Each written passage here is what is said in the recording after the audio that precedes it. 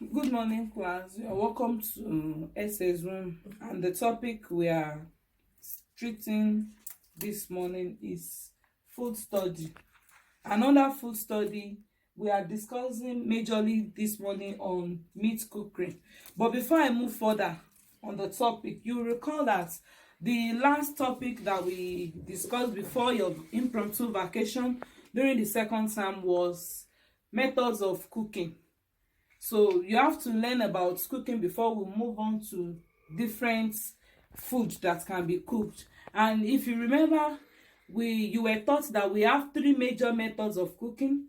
We have radiation, convection, and convection, which involves cooking in hot oil, cooking in water, and cooking by dry heats. So now those are the three mediums of cooking, and under it we have 8 major types of cooking, which are boiling method, we have frying method.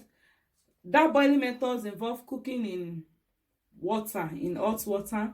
The frying methods involve cooking in oil. And that frying method, if you remember as well, we discussed that it has 3 major types, which are dry fat frying, shallow fat frying, and deep fat frying. I don't need to explain more on that because you are familiar with it. This is just a reminder of what you have learned before we move on into the new topic. Another method of cooking, we have baking, which involves cooking food in an enclosed place, majorly oven. We have grilling method of cooking, whereby you have your griller that grills your food, like your barbecue and others. You can grill your fish as well, and you can grill your meat as well. We also have roasting method. That one involves cooking under a low heat or above the heat, e.g. roasting your groundnuts and also your plantain or your maize, the one that is being roasted that you like to eat. We are moving gradually towards the season of maize now. Then another method of cooking, we have poaching. You can poach your egg and so on. So let's quickly move on to the topic for today: meat cookery. What is meat itself? Meat is what we derive after slaughtering an animal. When you kill an animal, what you derive from it that you eat, it is known as meat. And we have different types of meat, not just meat anyway, so that when you are eating the meat from chicken now, from hen rather, that one is known as chicken. So let's quickly talk about the types of meat, different types of meat that we have. The types of meat. Types of meat. We have beef. Beef comes from cow. That one is the most common one. Yes, everybody loves to eat beef from cow, but majorly people that are above 40, they are so selective because of their health issues rather. They are being told in the hospital not to consume much red meat, and red meat is from cow. We have it beef. So we also have mutton. This mutton now is meat that is being derived from sheep. The meat that is derived from sheep is known as mutton. Then we also have lamb. When we say lamb, that one is meat that is derived from young sheep. Yes, the meat that is derived from young sheep is known as lamb. Yes, that one is known as lamb. Then we have veal. When we say veal, these are the different meats or the different meats that we eat. So that when you are talking about beef, you are talking about meat derived from cow. When you are talking about mutton, you are talking about meat derived from your sheep. And when you are talking about lamb, you know that lamb is a meat from young sheep.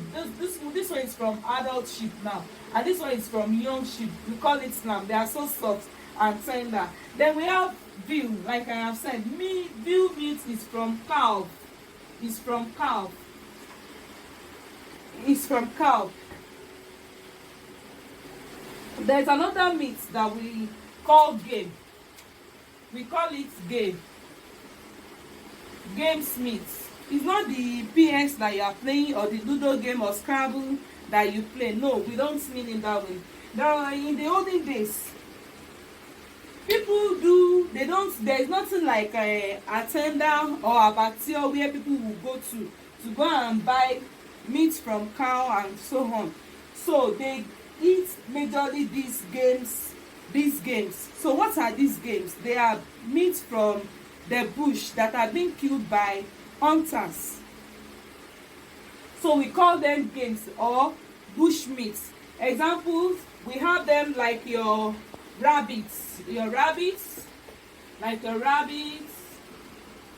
antelopes,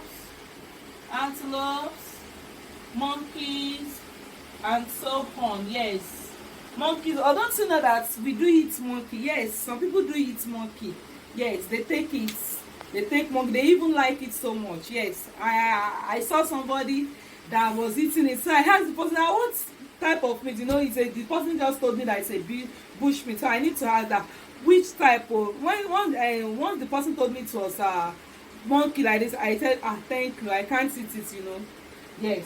So those ones, they are games. We call them games. Then we have another one that we call pork. This pork meat is from, you know, we have a pig, the pig that we rear in our school farm here. That pig, if we kill the pig now, the meat that we are going to derive from it now is this pork. So it is the meat from pig. Yes, meat from pig is pork. Meat from pig is pork. Then the lard, there is another thing that we call lard. Now this one is in brackets. Now this lard, it is the pure white fats. It is pure white fats from pig. Yes, it is the pure white fat from pig. And the flesh of the pig now, the flesh of it, like the normal common that you used to buy. Now this one, that one is called bacon. Yes, it's so fatty. We call it bacon.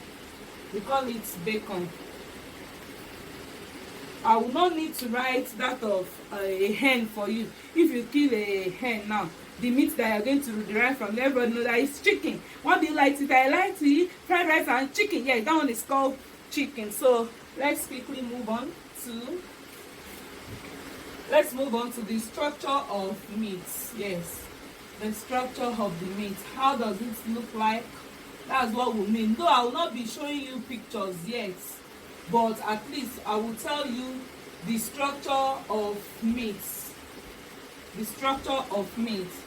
Meat is made of bundles of muscles. When we talk about muscle fibers, they are made of it. You all have muscle. If you do like this, you know that you have muscle that gives you power there. Then the fibers are joined together by connective tissues such as bones and tendons. You know that flesh cannot just stand without bones. Yes, you can't just have your flesh without being connected to bones and tendons. Then the muscle fibers vary in length and thickness and in the amount connective tissue, bristle and fats that they contain together.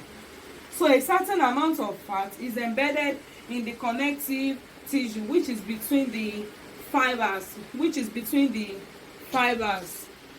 The connective tissue which is within the fibers. Yes. Now we have what we call fats.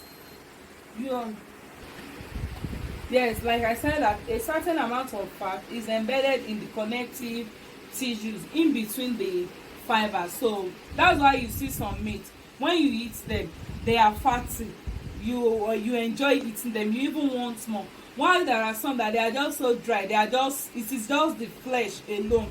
And we have tendons, so I will quickly show you what I mean by the fatty aspect of meat and the tendon. Look at this now, the whitish part of it now, this one now, yes, this is a meat that is embedded with fat. You can see that it's so fatty.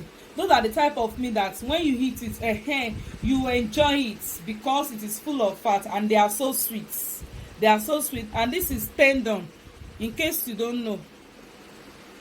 Tendon, yes, that hard part that is so hard, you call it ishon, that you find it difficult to chew. Yes, tendon, they come in different forms. Tendons in the meat. So thank you. Now we are moving on to food value of meat. The food value of meat. The food value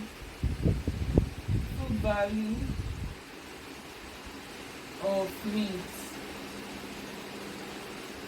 Food value of meat. Now, what do I mean by food value? That is, what are the benefits of taking meat?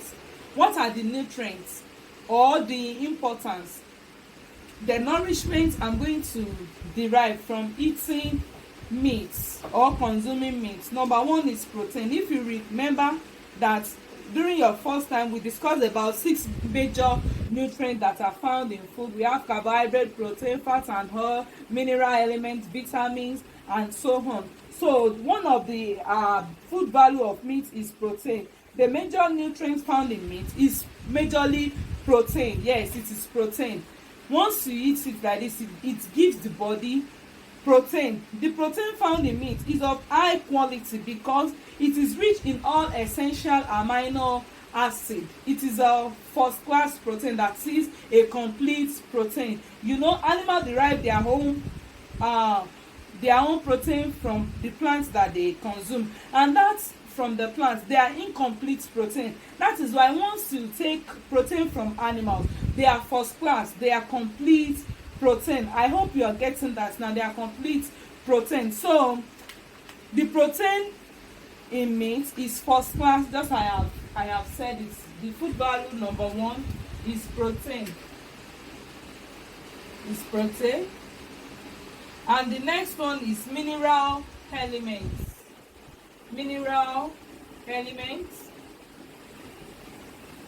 Examples of mineral elements like calcium, sulfur, magnesium and so on. And you know the importance of calcium in the body. It helps in the development of our bone, healthy bone and teeth. It helps your bones to develop well, and you also have the healthy teeth as well. So mineral elements, meat is very rich in mineral elements and also vitamins. Yes, it is a good source of vitamins into the body. Yes, especially the vitamin B complex.